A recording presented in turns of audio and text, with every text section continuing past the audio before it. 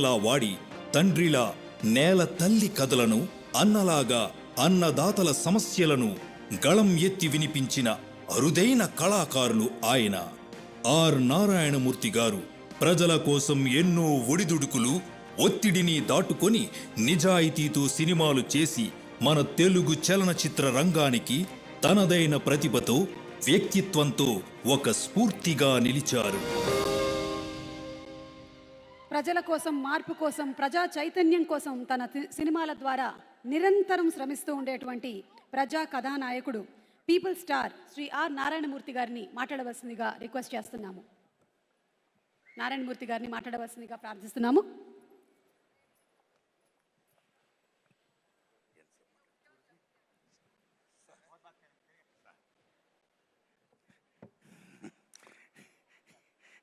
దిల్ రాజు గారు, నేను సీఎం గారిని రిక్వెస్ట్ చేశా, let me speak, please let me speak.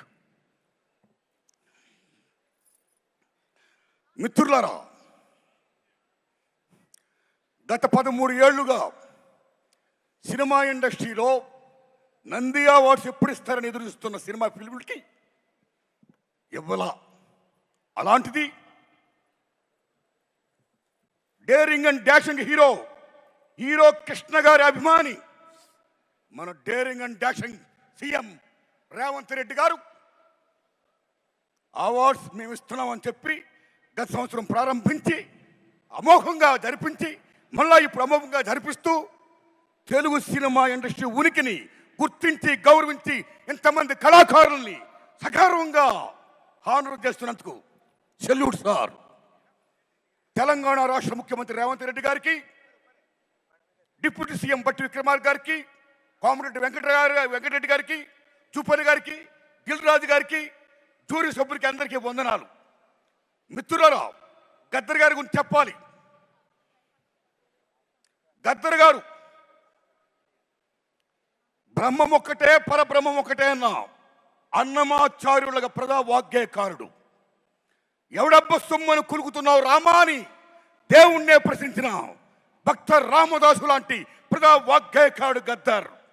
భారతదేశం భాగ్యసీమరా, సకల సంపదలకు కొదువలేదురా, అంగట్లో నా అన్నీ ఉన్నా అల్లుడు నోట్లో శని ఉన్నట్లు, సకల సంపదల గల్ల దేశములో దరిద్రం ఎట్టుందో నాయనా, ఎట్టొచ్చిన దరిద్రం అని ప్రశ్నించిన ప్రజా వాగ్గేయకారుడు గద్దర్.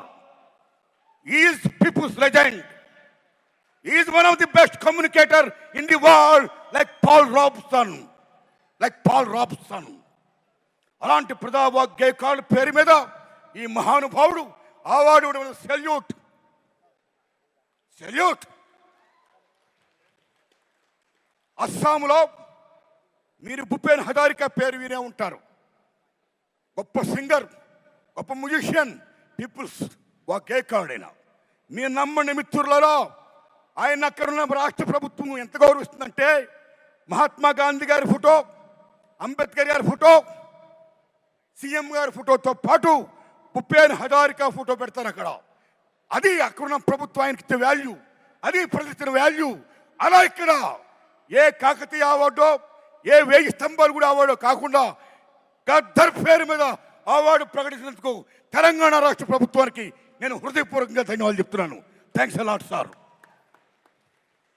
మై ఫ్రెండ్స్, ఇక నాకు కాంతారావు గారు అవార్డు ఇచ్చారు.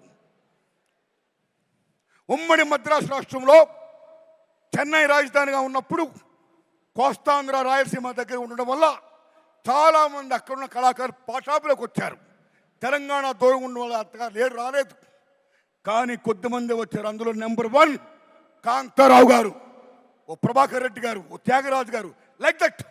వాట్ ఈస్ కాంతారావు గారు? ఎన్టీఆర్ ఏఎన్ఆర్ తర్వాత 3వ హీరో. ఎన్టీఆర్ ఏఎన్ఆర్తో డి అన్న మహానటుడు, తెలంగాణ గడ్డ బిడ్డ తాడేపల్లి లక్ష్మీ కాంతారావు. తెలంగాణ బిడ్డ ఆయన, అంత గొప్పవాడైనా. ఓ జానపద హీరో, ఒక ఎంజీఆర్, తెలుగు ఎంజీఆర్. 1-2 కత్తి కాంతారావు అంటే మామూలు విషయమా? ఓ లక్ష్మణుడు వేసిన, నారదుడు వేసిన, రామారావు గారి తర్వాత అన్ని వేషాలు వేసిన, ఒప్పించి మెప్పించిన మహానటుడు కాంతారావు గారు. అలాంటి కాంతారావు గారు అవార్డు నాకు ఇచ్చి నాకు జన్మ ధన్యం చేశారు రేవంత్ రెడ్డి గారు. Thanks a lot, thanks a lot. ధన్యవాదాలు మీ అందరికీ. నమస్కారం అండి.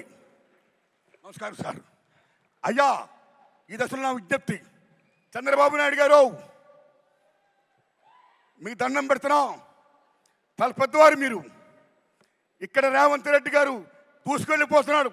ఫిల్మ్ ఇండస్ట్రీని మొత్తం డెవలప్ చేసుకుంటూ, నంది అవార్డుని ప్రకటించుకుంటూ, గద్దెర పేరిట ఆంధ్రప్రదేశ్లో కూడా ఆంధ్ర రాష్ట్ర ప్రభుత్వం ఉనికిని, తెలుగు చలనచిత్ర పరిశ్రమ ఉనికిని గుర్తించి గౌరవించి మీరు కూడా దయించి నంది అవార్డ్స్ ఇవ్వండి సార్.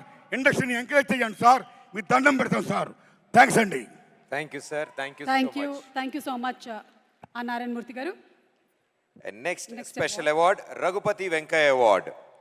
ఎస్, సినిమా అంటే ఏమిటో తెలియనటువంటి రోజుల్లో సినిమా గురించి తెలుసుకొని దాన్ని